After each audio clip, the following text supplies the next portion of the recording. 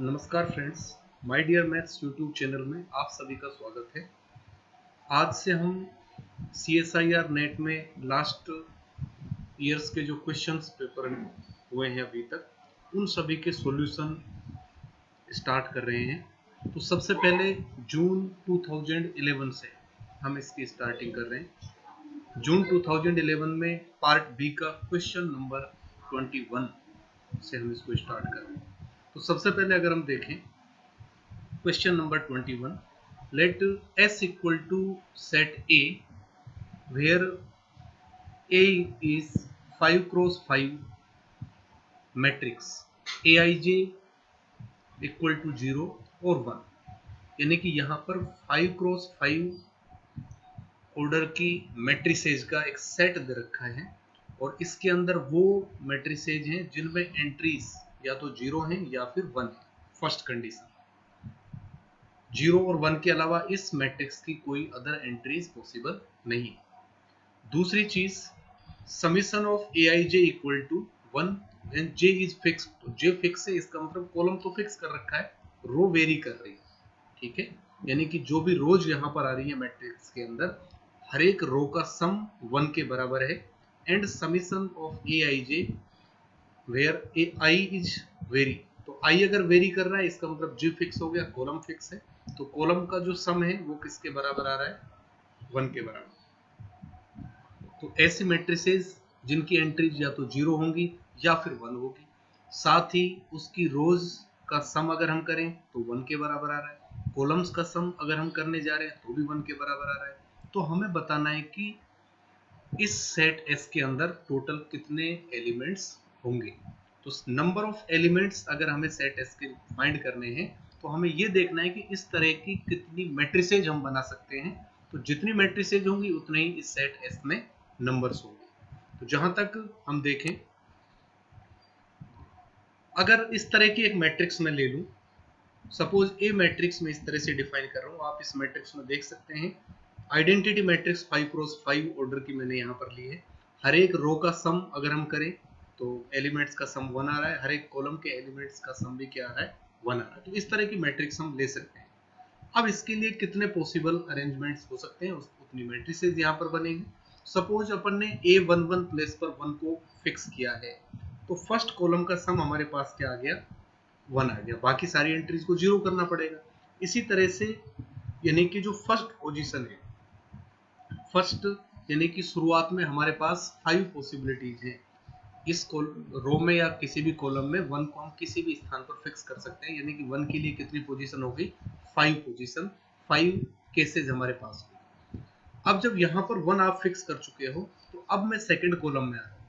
Second column में आपने अगर यहाँ 1 फिक्स कर दिया है तो अब यहाँ पर आप 1 नहीं ले सकते। तो 1 के लिए कितनी पॉसिबिलिटीज बची हमारे पास? 4 पॉसिबिलिटीज। इसी तरह थर्ड के लिए अगर जाए तो 1 की अब यहाँ पर नहीं ले सकते, क्योंकि अगर यहाँ 1 ले लिया तो सम फिर इस रो का क्या हो जाएगा? 2। लेकिन रो का सम हमेशा किसके बराबर है? 1 के बराबर। कॉलम का सम भी हमेशा किसके बराबर आ रहा है?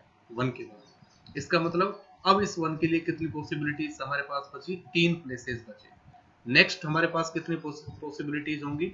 1 पॉसिबिलिटी। एंड नेक्स्ट ओनली वो सॉरी यहाँ पर होगी 2 पॉसिबिलिटीज और लास्ट केवल एक हमारे पास प्लेस बचेगा जहां हम उनको रख सकते हैं। इसका मतलब जो टोटल अरेंजमेंट्स बनेंगे यहाँ पर, सबसे पहले 5 possibilities into 4 into 3 into 2 into 1, that is factorial 5। तो यहाँ पर आप देख सकते हैं कि इस क्वेश्चन के अंदर फैक्टोरियल 5 अपने पास आंसर होगा। तो option 3 is correct. Question number 22 हम देखें इसका। Question number 22, the number of 4 digit numbers with no 2 digits common.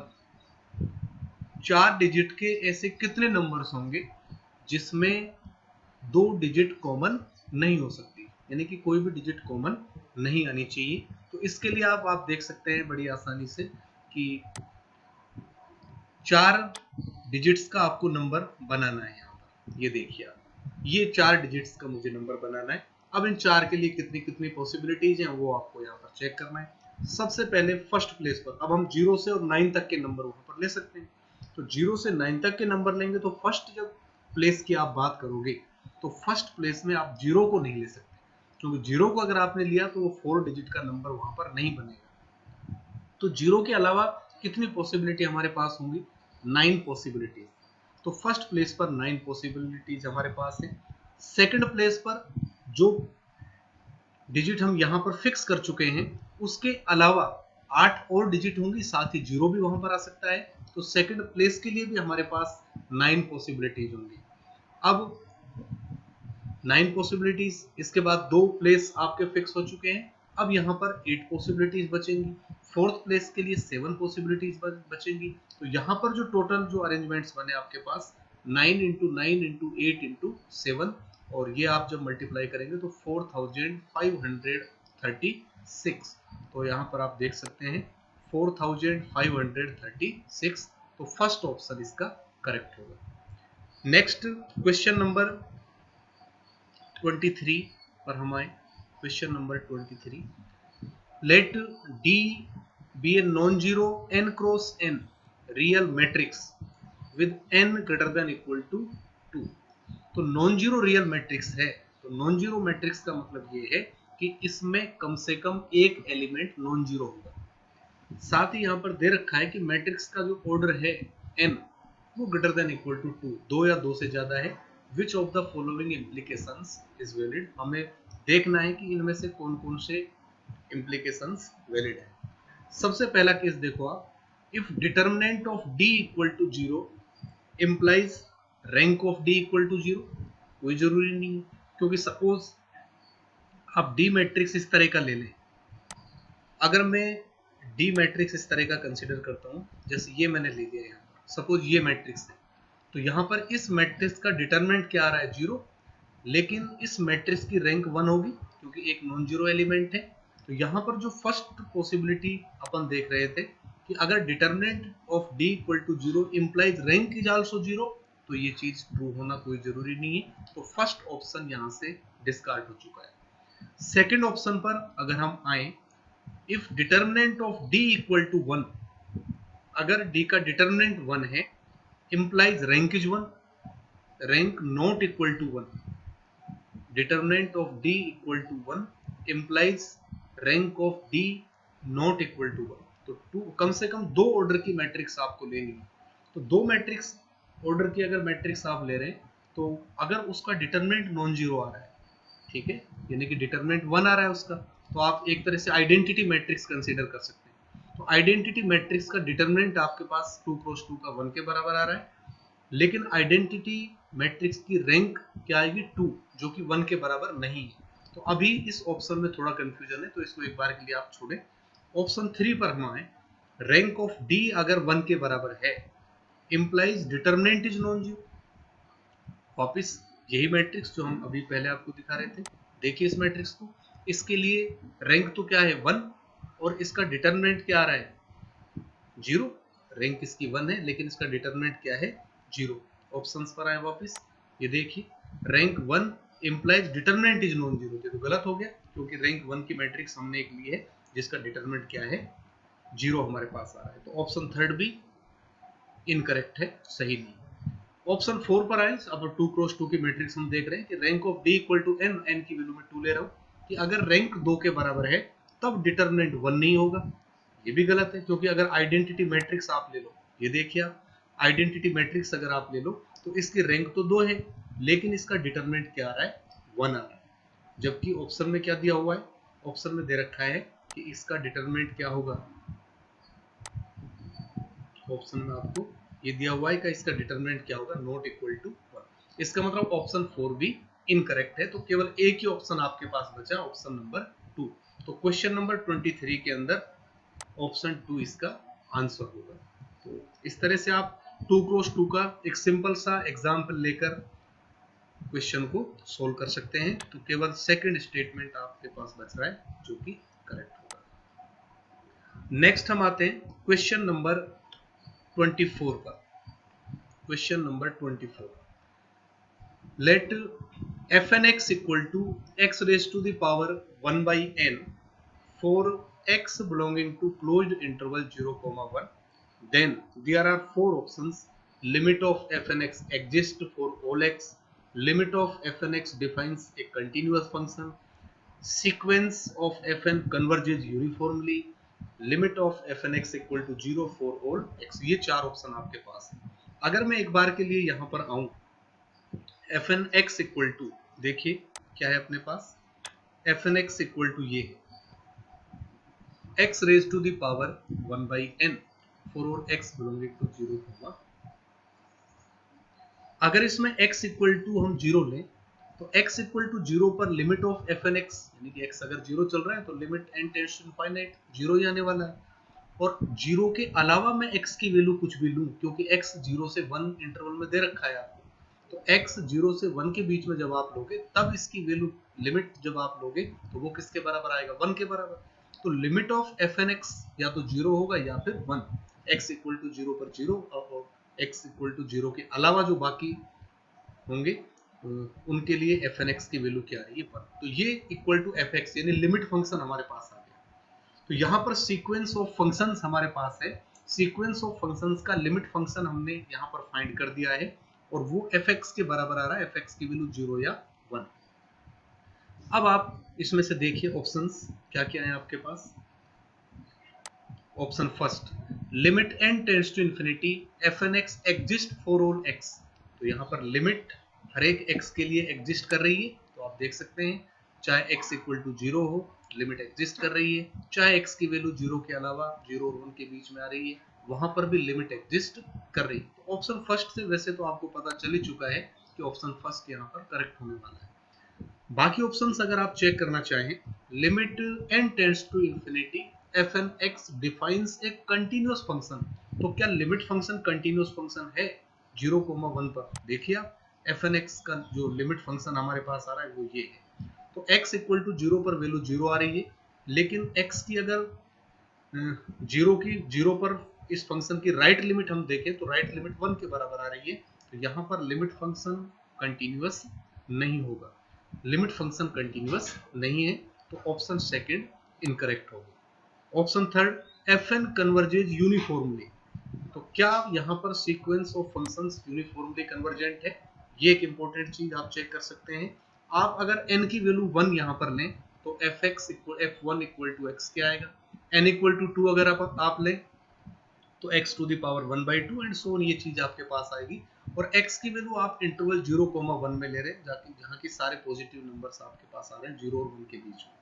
तो यहाँ जो एफ एन एक्स बनेगा f1x, f2x, f3x, इसका मतलब जो सीक्वेंस ऑफ फंक्शंस है उसका हर एक मेंबर कंटिन्यूअस फंक्शन है, लेकिन उसका लिमिट फंक्शन कंटिन्यूअस फंक्शन नहीं है। अगर sequence of functions uniformly convergent है तब उस सीक्वेंस का अगर हर एक मेंबर कंटिन्यूअस है तब उसके लिमिट फंक्शन को भी कंटिन्यूअस होना चाहिए, लेकिन यहाँ पर ऐसा नहीं है। इसका मतलब sequence of functions uniformly continuous या यूनिफॉर्मली कन्वर्जेंट नहीं होगा।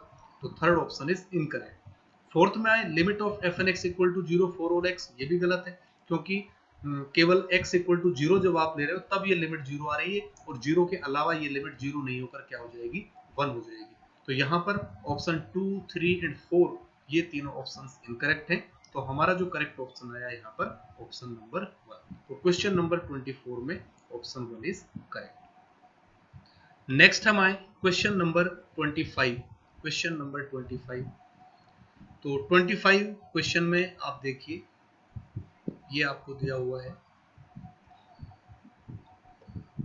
Late a equal to x square such that x is from 0 to 1।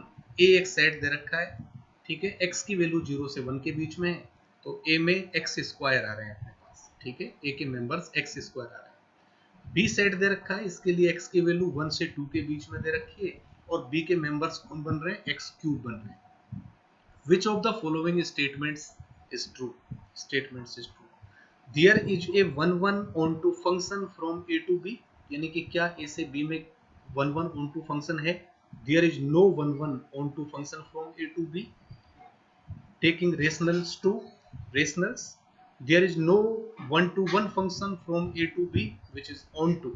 ये कह रहा है कि 1 नहीं होगा लेकिन onto होगा। फोर्थ ऑप्शन कह रहा है कि no onto but 1।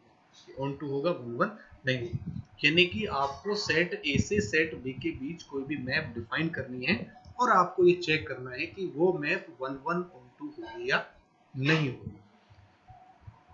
तो इसको करने के लिए काउंटेबिलिटी ऑफ सेट्स में जो चीजें आपने की है वो यहाँ पर हम करेंगे। ये क्वेश्चन नंबर 25 हमारे पास है।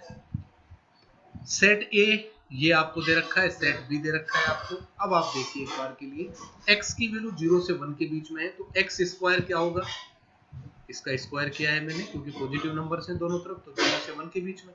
इसका मतलब x स्क्वायर की वैल्यू भी 0 से 1 के बीच में अगर आ रही है तो सेट ए ओपन इंटरवल 0,1 आपके पास बन चुका है। सेट बी के लिए x 1 से 2 के बीच में है तो मुझे x क्यूब फाइंड करना है यहाँ पर। तो जब x इसका पूरे का क्यूब करेंगे तो 1 less than x cube less than 8, इसका मतलब x क्यूब 1 से 8 के बीच में आ रहा है, या हम ये कह सकते हैं कि सेट b ओपन इंटरवल 1,8 है। तो यहाँ पर सेट a एक ओपन इंटरवल बन रहा है, सेट b एक ओपन इंटरवल बन रहा है। ये आपने पढ़ा है कि कोई भी दो इंटरवल्स क्या होते हैं, सिमिलर बनते हैं। Two intervals are similar. तो अगर a और b दो सेट्स आप ले रहे हैं तो set a is similar to set b, और अगर दो सिमिलर सेट्स हैं इसका मतलब उन दोनों में 1 1 ऑन टू मैप एग्जिस्ट करेगी। So there exist bijection. तो यहाँ पर जो आपका करेक्ट ऑप्शन है वो फर्स्ट है, there is a 1 1 onto function from a to b। तो यहाँ पर 1 1 onto function set a से b के बीच में होगा। तो फ्रेंड्स हम रोज यहाँ पर 5 क्वेश्चंस 5 क्वेश्चंस करके सभी जो लास्ट ईयर्स में जो क्वेश्चन पेपर्स हैं उनके सॉल्यूशंस कंप्लीट करेंगे। जून 2011 से हमने स्टार्ट किया है और अभी तक जो भी लास्ट प्रीवियस जो एग्जाम हुआ है नेट का, वहां तक के हम सारे पेपर्स कंप्लीट करेंगे। साथ ही एक और इम्पोर्टेंट चीज जो यहाँ पर मैं आपको बता रहा हूँ वो ये है कि यहाँ जो क्वेश्चंस के सॉल्यूशन हमने लिखे हैं उन सॉल्यूशंस को पीडीएफ की फॉर्म में भी मैं यहाँ पर डिस्क्रिप्शन में डाल रहा हूँ। तो आप वीडियो के नीचे जैसे ही डिस्क्रिप्शन में जाएंगे तो डिस्क्रिप्शन में आपको वहाँ पर गूगल ड्राइव पर एक फाइल मिलेगी, उसको आप क्लिक करके वहाँ से डाउनलोड कर सकते हैं। तो 5 क्वेश्चंस के सेट की पीडीएफ में आपको प्रोवाइड करता रहूँगा। हमारे आगे के वीडियोस आपको समय समय पर मिलते रहे, इसके लिए my dear maths YouTube channel को सब्सक्राइब कीजिए, ज़्यादा से ज़्यादा लोगों में शेयर कीजिए। नमस्कार फ्रेंड्स।